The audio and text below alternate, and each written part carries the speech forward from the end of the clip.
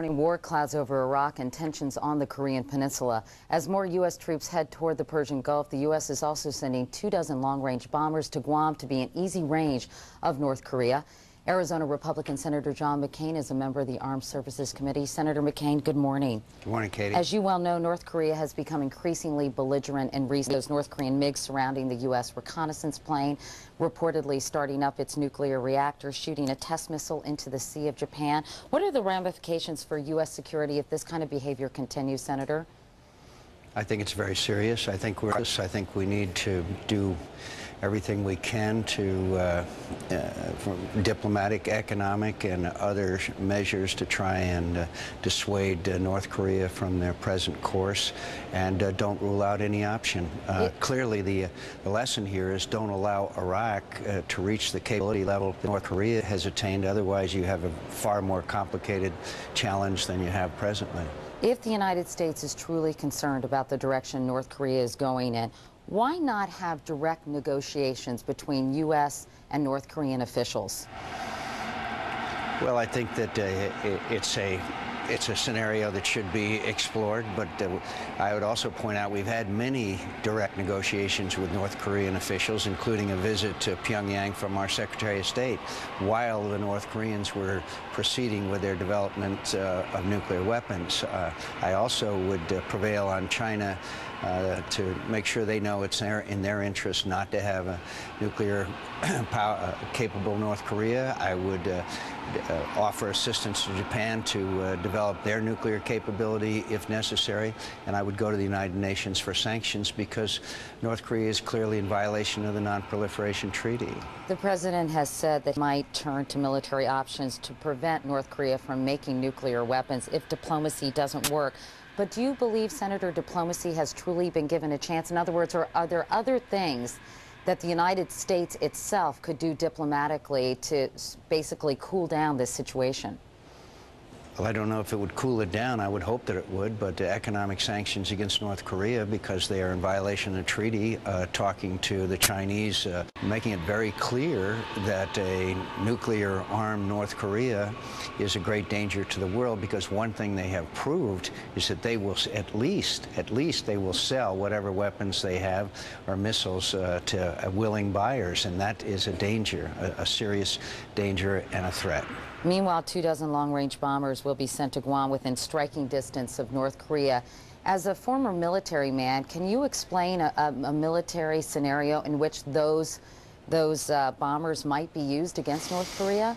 I think they're there as a signal. I think they could obviously attack North Korea with the weaponry that they have, but we all know that the situation is terribly complicated by the fact that the North Koreans have the artillery capability just across the 38th parallel to set Seoul on fire. This makes it an extremely difficult situation.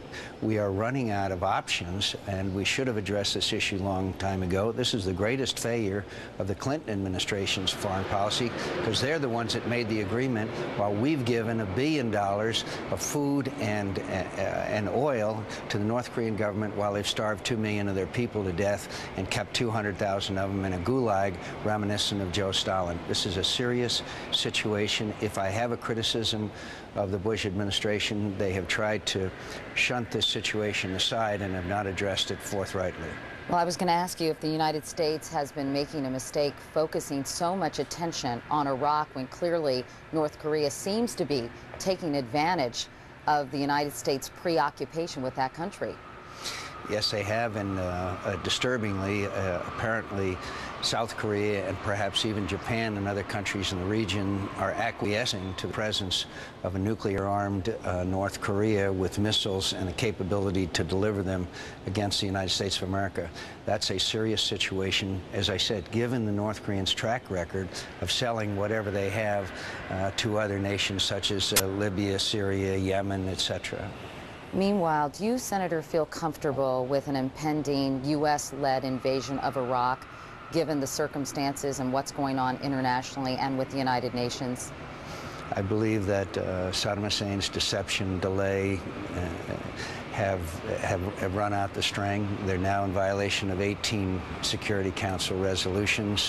He has failed to comply by coming forward with the information concerning the weapons of mass destruction materials that we know that he has. Yeah, I think we're reaching the end of the line. And do you feel comfortable in your knowledge of how many troops will be needed and how much it will cost to basically establish a democracy in a post-Saddam Iraq? I'm uncomfortable because you never know what's going to happen in a conflict. That's why it's the last option, and that's why I think that the president will only exercise it as a last option. But I also think that it would be a wonderful thing for the people of Iraq to be freed of a person who has killed 1 million of his own citizens, used weapons of mass destruction against them, and has a brutal reign of terror almost unparalleled in any other part of the world. Meanwhile, a domestic perspective, their plans to reduce taxes further. Domestic spending has been increased. Apparently, most people in this country don't really have the faintest idea in terms of how much this war is going to cost, not to mention a long-term occupation of Iraq. And all previous wars, probably save Vietnam, you know, domestic programs have been decreased, taxes have been raised to provide resources for military action to prepare Americans for a sacrifice. Why not now?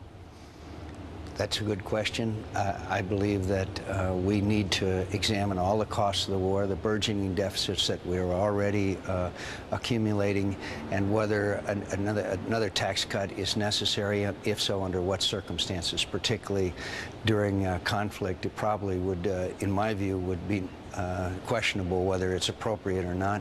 And yes, we are running up deficits at a huge rate, and pork barrel spending is at its most outrageous and disgraceful. War profiteering is going on, and the American people should be absolutely outraged by the pork barrel spending that's going on. It makes you laugh and it makes you cry. Senator John McCain of Arizona. As always, Senator, thanks so much for joining us this